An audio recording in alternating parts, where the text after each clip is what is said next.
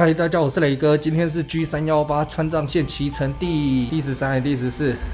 第13好了。今天我们要从海拔2800的波密继续下坡到海拔2000公尺的通麦，也算是在川藏线西藏段海拔最低的地方。当然，因为今天时间还早，早上7点钟，所以我想说能不能再往前推一点，就再看情况咯。昨天下了一整个晚上的雨，现在雨已经停了，但是地板还湿湿的。7点钟，现在看起来太阳还没有照进这个山谷，是不是又起床起早了？其实我早上6点起床的时候很想赖床，但是就还是撑过来了，所以我现在还是非常想睡的状态啊，在这么舒服、热水无限量、这么大干净的房间，以及这么繁华的波密，如果在这边待一天该有多好！但是我们再忍一座山，再忍3天，我们要翻过色季拉山，海拔4500公尺之后抵达林芝，在那边不管晴天下雨都是要休息1天了，因为我的档案需要传，我也不想要再像礼堂一样每睡觉起来1个小时去把档案给传好，而且以这一次档案容量大小来看的话，1天绝对不够，所以我要在林芝休息1天。好，我的意志力也不够了，我想休息了。至于跟我们骑行速度几乎一样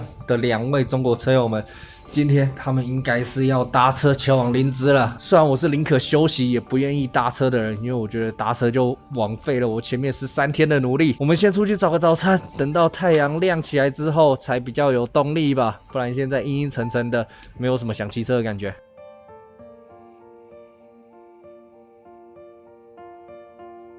好了，吃完早餐，现在时间7点半，其实是该出太阳了啦，只是今天没有放晴，所以看起来就阴阴沉沉的，没有想要出发的感觉，但还是要骑起来了。沿途一样是上上下下，但是上上下下的幅度会加重，所以今天的路线会比昨天稍微难一点点，但是沿途还是从海拔2800降到2000左右的部分。如果是这样的话，还算轻松，但是今天出发的时间早，搞不好还可以再多推进1、2个村落，再看情况咯。搞不好累了，心态崩了，炸了也说不定。刚看了一下，今天是第14天了，前面连续13天超级高强度的疫情节奏骑乘，我好想要睡到饱啊！重新开始的第一步最难，先出发转起来了，等它暖起来之后再慢慢加快速度。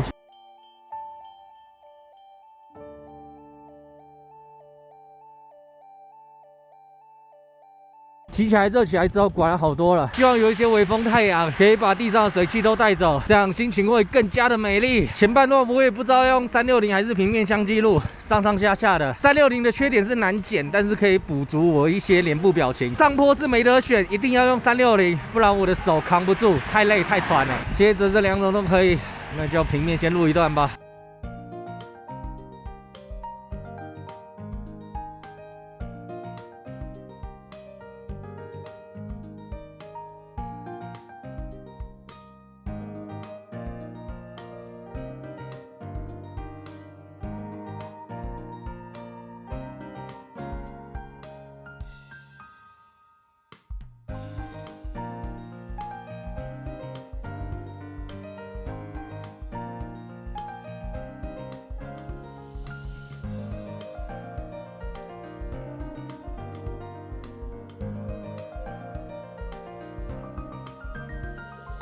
这是这里是吧？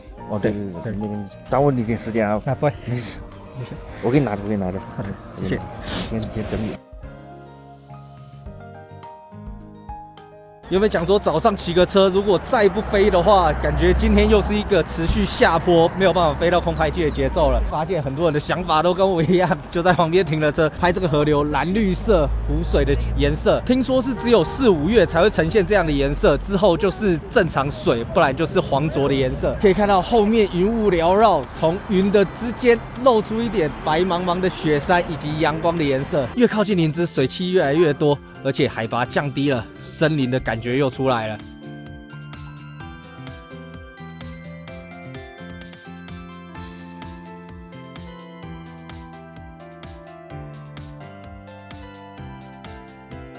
懒懒散散的早晨就是有一种魔力，停下来不知不觉就会滑手机，休息了20分钟，然后就不想走了，太舒服了。附近是河流，鸟语花香，微微的太阳，雾气仙气的感觉，就想待在这边，什么事情都不做。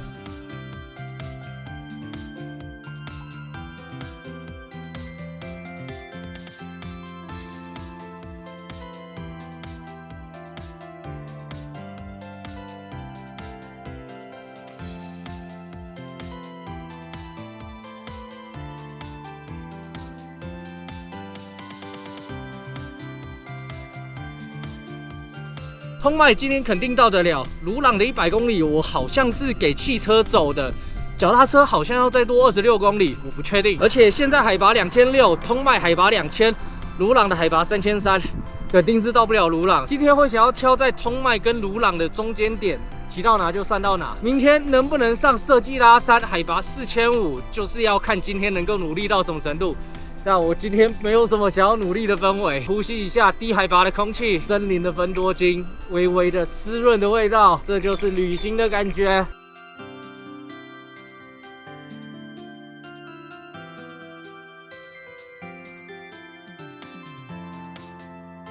这一条桥真的泥浆非常的多，感觉我的前轮好像卡到了一点泥沙，把泥沙刮一刮吧，不然骑车听到碟盘的声音就蛮恼人的。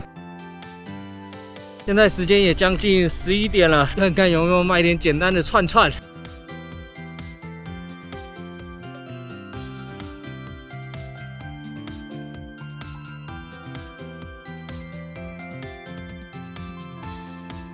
前程似锦，出入平安，爱情美满，健康长寿。有没有那一种爬坡给力的祈福牌？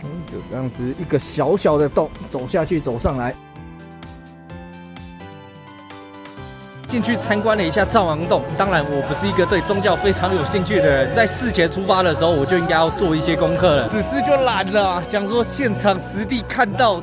再去查才会比较有身临其境的感觉，结果发现累到完全没办法查作业。之所以会停车，也是看到这边有个便利超市，进去买了一杯咖啡。其实我对咖啡是一种最终武器的这一种概念，在3750的时候，后面都是靠着咖啡一路撑上去。因为我平常没有喝咖啡的习惯，所以只要一喝咖啡，那个 power 力道就会非常的强。当然，像今天轻松的路线是绝对用不到咖啡的，只是我看到里面没有卖什么烤香肠啊，一些简单可以吃的东西，只有泡面，我就不想等，或者说吃泡面那个垃圾很麻烦。现在就喝了一杯咖啡，时间将近11点，哇，阳光又更加和煦了。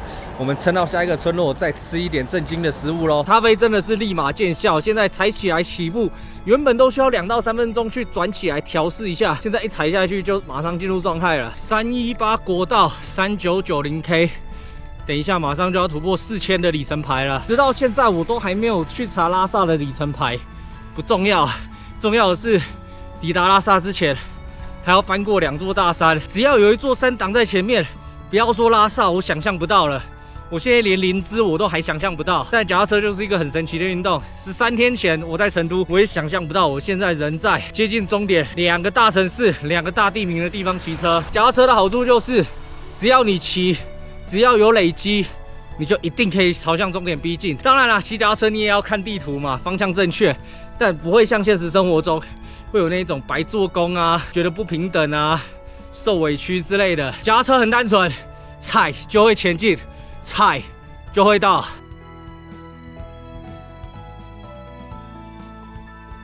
这就尴尬了呀，刚的咖啡效力还在。 还不用吃饭，那就继续往前走到下一个点喽，再撑一个村庄。虽然骑得很顺，但是想了想，为了不要犯昨天一样的错误，我还是停下来稍微讲一下后面的这一条江，我一直没有介绍是哪一条河流，因为它还处于中上游的部分。之后这些上游的河川最终都会接到我们在课本学到的雅鲁藏布江，最上面的然乌湖，接下来上游大峡谷，下切的非常的深，水流急，再到昨天的波密开始变得广阔，到了中游的境界，森林绿意盎然，湖面的宽度、流域的面积也越来越大，这就是实际看过的重要性，你开过一次车就会有所体会。当然，如果你更有条件，你要骑脚踏车也可以，那你体会的肯定更深刻，深刻过头啦。前面这么热闹，这首景点最美318波密打卡点，一路都有啊。哦，4000公里啦。 现在我们抵达了 G318 4000K， 其实我对这4000K 没什么感觉。第一个是因为我没有记拉萨的里程，第二我也不是从上海的0K 出发，对我来讲没什么意义。我也早就忘了我从成都出发接到318之后里程是多少了。一路都可以看到，不管是小型的里程牌啊，或者一些大型的景点，有很多人会在这边留下他的笔记。其实台湾也有这样的文化。如果你要我评论这个文化的话，我是觉得我不会这么做。但是我知道对很多人来讲，这个可能就是一辈子一次、一生一次很重要的留恋，想要留下自己的足迹。只是每个人都这么想的话，后面你看整面墙原本干净漂亮白白的，全部都变成马克笔的颜色。对我来讲就还好啦，影片记录就是最好的见证。以后看着影片啊回味的时候，就会觉得，哎，当年真的是疯了，怎么会来这条这么难的公路，一直翻山，一直翻山。虽然今天才第13天、第14天，但每天的高强度浓缩起来，难度已经超越北海道环日本了，真的是难度破表超级难。以后看着自己的影片回味的时候，也一定会想，哎，怎么会这么疯啊？当年车要移开吗？我借你车子拍一张嘛。好的，好的。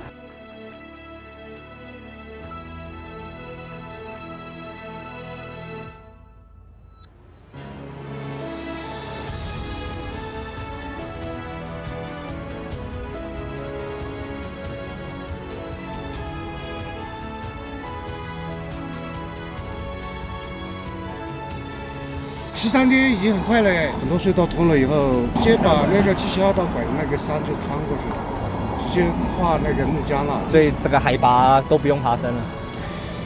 没意义了吧？以前出来骑车的还见得多，这次没见20-30个啊，少1000多公里没见20-30个，先见到的是，要不很远就扎西德勒了，现在一个扎西德勒都没有。可能还太冷了，下个月应该就会变多了。加油加油！平安啊！谢谢。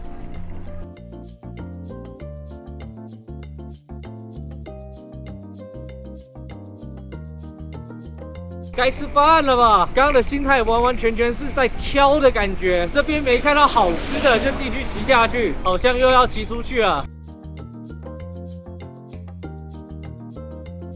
吃饭了，有餐饮，有超市，不要再骑了。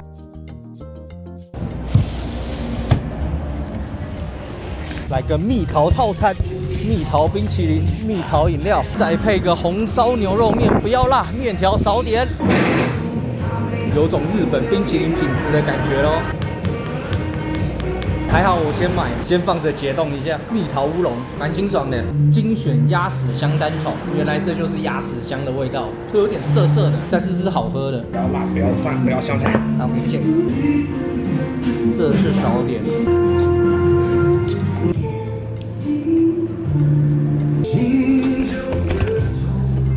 好，先吃完饭，音乐太大声了，先骑一段路，顺便尿尿。刚刚离开之前，老板又送了我一瓶水。在这个大热天底下，水是要消耗蛮多的。如果那个面量是一半，那我不敢想象2倍是什么样的感觉。然后我今天吃完饭骑起来，应该是状态最好的一段，但是好想睡。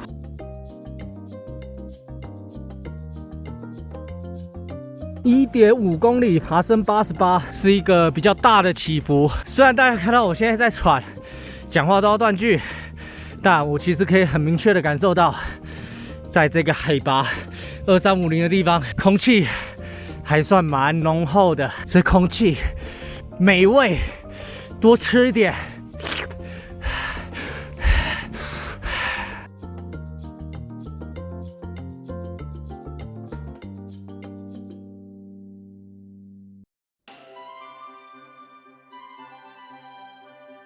还以为短短的墨镜就不脱了，结果没想到骑起来感觉至少有3-5公里哦。跟绝巴山隧道一样，里面的粉尘超多的。好的是里面有开排风扇，所以比较能够呼吸。另外要很小心的是，货车超完车之后，它会直接剪线。隧道里面更窄，所以它剪线的速率又会更快。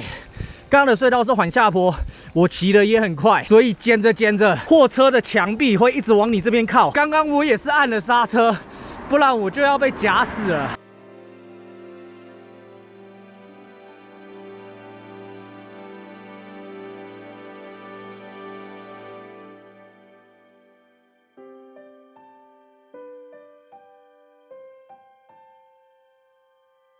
抵达通麦大桥。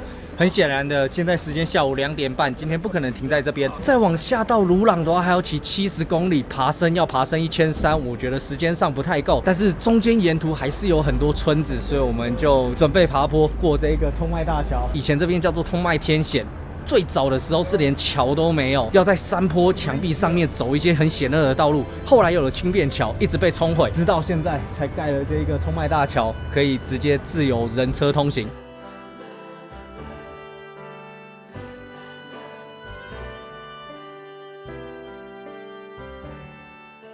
叫高山低头，让河水让路。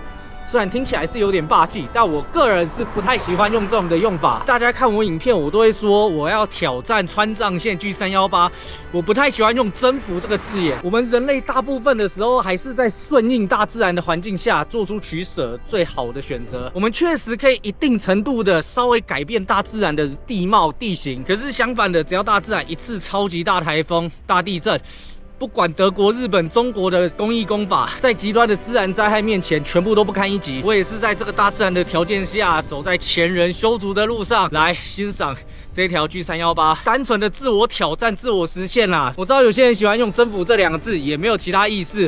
我觉得就是见仁见智。我个人啦，我自己是比较不喜欢用的。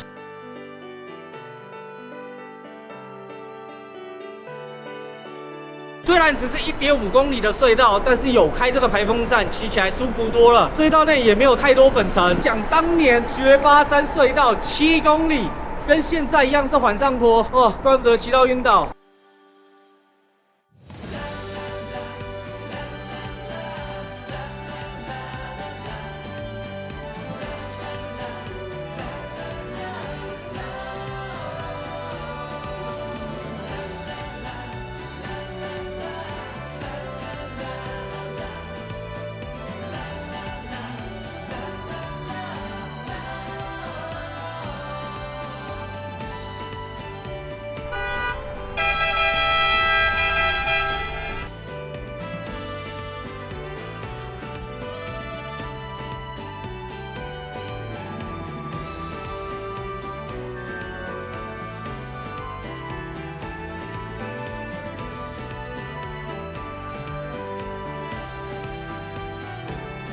台龙温泉这边海拔大约2100左右，现在时间下午3点37分。如果骑到下一个村庄东九的话，海拔是2500左右。如果要骑到鲁朗的话，海拔好像3300。今天我觉得我的状态不错，然后海拔比较低了。老实说，今天能不能骑到鲁朗我也不知道。背着重装爬升1200要花多久的时间？会不会让我觉得很不舒服？对于明天的设计拉山，今天就是要做一个状态的最后确认。网络上大家的规划都是今天骑到通麦，然后明天骑到鲁朗，鲁朗再翻过设计拉山抵达林芝。但是我自己在骑车行程比较难排的原因，就是我每次都会多一半。像我今天也是绝对到得了东九，但是不一定到得了鲁朗。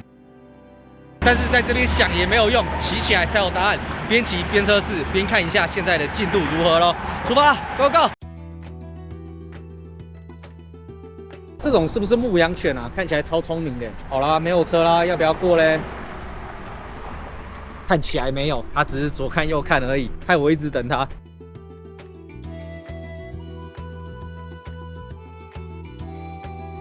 坡度和缓平均，再加上昨天下过雨，现在空气都有一种清新凉爽的味道。台龙温泉这边海拔2150，也是进到西藏之后最低的路段。久违的呼吸到沉重的空气，都要被空气压扁成小雷哥了，就要把握住这个状态吧。难得今天也没有什么大逆风，多骑一点。现在还有余力，这样子完整讲完一句话，再换气讲下一句话，那代表真的是空气的珍贵啊。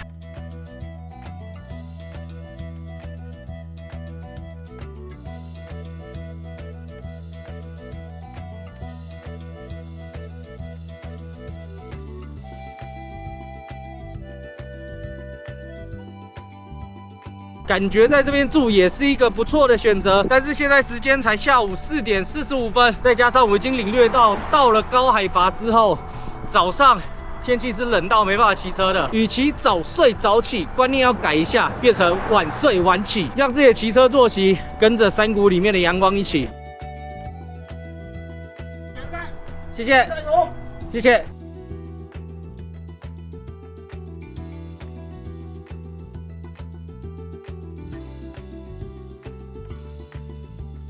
东九村到了，试试看一下能不能到鲁朗，然后林芝99公里，终于是射程抓得到的范围了。哇，这个状态火热，都忘了我现在是在重装旅行，骑得跟比赛竞速一样。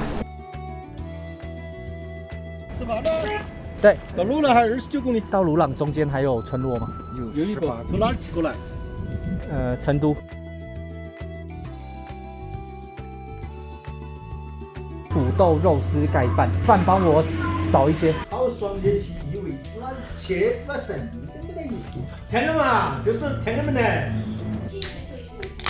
好了，现在在东九村吃完饭，时间6点。这一次大补完又可以撑很久了。刚刚我其实有查一下鲁朗的海拔，鲁朗海拔3460，现在2560，我认为是可以骑得到，但是会把自己搞到很累。还好刚刚问了这边吃饭的老板，中间刚好19公里处2/3的地方，还有一个小村庄，进可攻，退可守。在6点到8点日落前的这2个小时的时间，就来稍微拼拼看。好久没有运动骑车了，不知道等一下吃饭完能不能回到刚刚的状态，但是不要一开始冲太快啊，先让肚子消化一下。记得每次点餐之前，第一不要加辣，第二饭量变少，饭量变少刚好其实就是我能够承受的最大极限了。以后要说饭量1/3了，出发了 ，Go Go！ 老板，谢谢。先来欣赏一下这个车子变少往鲁朗小镇的风景。哇，这个地方蛮有欧风的感觉。越靠近林芝，气候就越潮湿，植被也丰富起来。好，加油加油！谢谢。现在完全了解为什么鲁朗小镇会被称为观光小镇，也知道为什么这边会有一大堆露营车。路况好，空气清新，色彩缤纷。不同的花朵，想必不一样的季节也会有不一样的色彩。对于骑脚踏车来说，坡度缓，没逆风，温度适中，爽。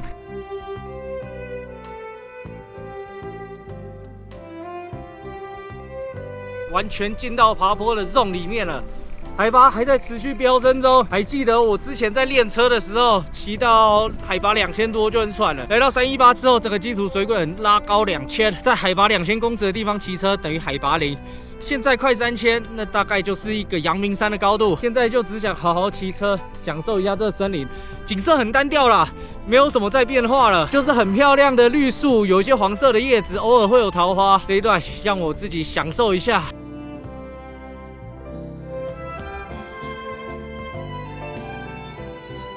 我想说哪一台车又在那边逼，左边没车啊，就发现他一直跟着我。往左边一看，大货车手伸下来，递给我一罐饮料，我们2个人都没有停哦，就直接这样接下来。我没有参加比赛，这是我第一次的动态补给，可惜相机没有启动到，拿到饮料才启动到，谢啦。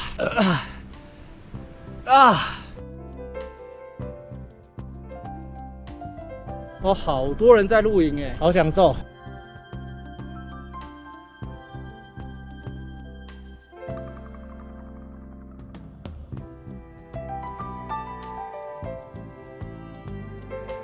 乒乓乓乓，目前海拔高度3275，回到了台湾公路最高点的海拔。外面的温度已经逐渐降温到5度了，但是现在呼吸、运动、散发热量完全一体，刚刚好抵御掉外面的低温，产生一种不流汗可以运动。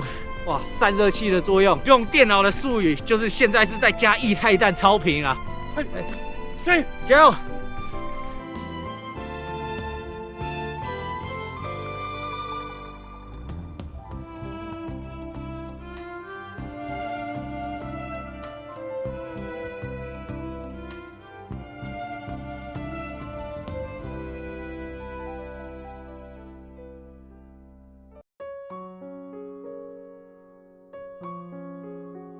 ！8点40分，海拔3358，鲁朗到了。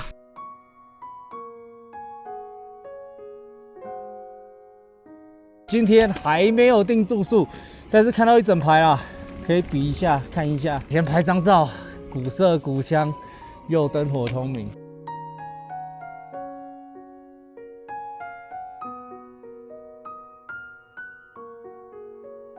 一个人哈，对，可以放进去吗？可以，这么大房间可以。今晚的话130，要是点汤的110。一会儿请你吃饭不？想试试看石锅鸡。一个人吃锅鸡，他没有小份的吗？啊？有没有1个人的小份的？有收费的。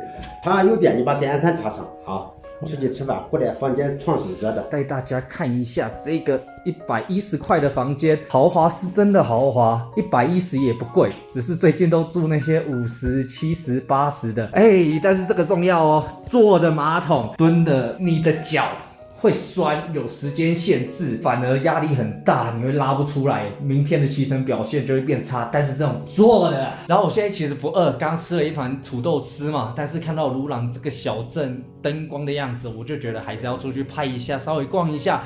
虽然现在时间已经9点了，但是明天睡久一点吧。今天也算是把明天的作业做得七七八八了。一没有骑车就开始冷了，哇，还可以用的，哇，好疗愈的感觉，也超冷的。我刚刚到底是怎么猜的？感觉做得很豪华的观光景点，但是就没有什么人可以独享的感觉。有没有什么杂货店的这种正餐的，肯定是没办法吃了，吃不下。哇，石锅牛排、石锅鸡，绝对不可能吃得下这样的饭量。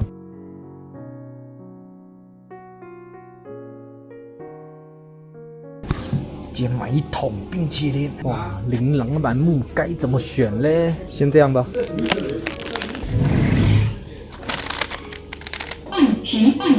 拍一下现在鲁朗城镇的晚上夜景风景，这个城池古色古香的，看起来非常不错。其实我还蛮好奇的，在路上看到这些马啊、牛啊，是有人养的还是没人养的？我听说有些是有人养，有些是真的没有人养，就直接放着了。在我的刻板印象，马应该是非常昂贵的动物啊，竟然可以放着4、5只大马、小马在鲁朗的马路上晃来晃去，如果有什么万一或者直接溜走了，主人的损失应该很大吧？看起来这些马过得好惬意啊，就这样子在晚上悠游的在草坪里面散步。其实鲁朗的范围很大，刚刚大家看到我一路骑过来，最后3公里亮灯的地方都是鲁朗。今天总共骑了160公里，爬升2300公尺，应该是创下了我川藏线单日爬升最高的纪录。前面川藏线高强度的训练，然后在这2天做了一个一定程度的修复，现在可以说是高原练车过形态的雷哥来爬这一趟，从通麦天险一路到鲁朗海拔3350。这间旅馆明明有这么好的条件，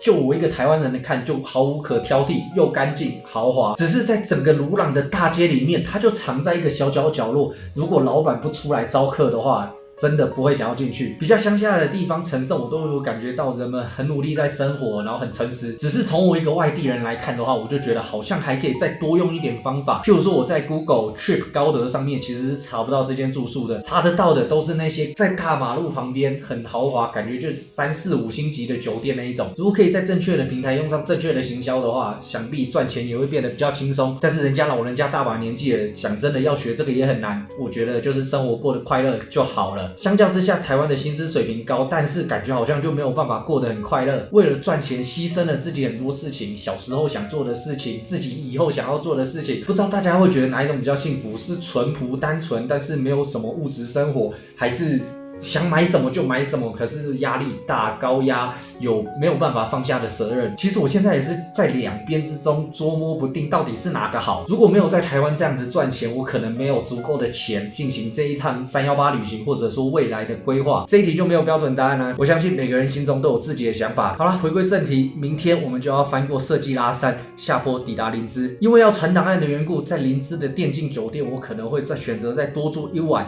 在后面的事情我们后面再说。总而言之，今天顺利抵达鲁朗，任务圆满达成。我是雷哥，今天是 G318 川藏线的第14天，叫我们下集影片第15天的影片再见咯，拜拜。盒子这么大一个，结果内容物小小的，有点小失望。味道赞呢，负196度 C 液氮工艺，葡萄原汁10%加红桃葡萄汁20%，怪不得这种水分含量特别少的冰棒特别好咬，咬起来就跟那个雪泥一样。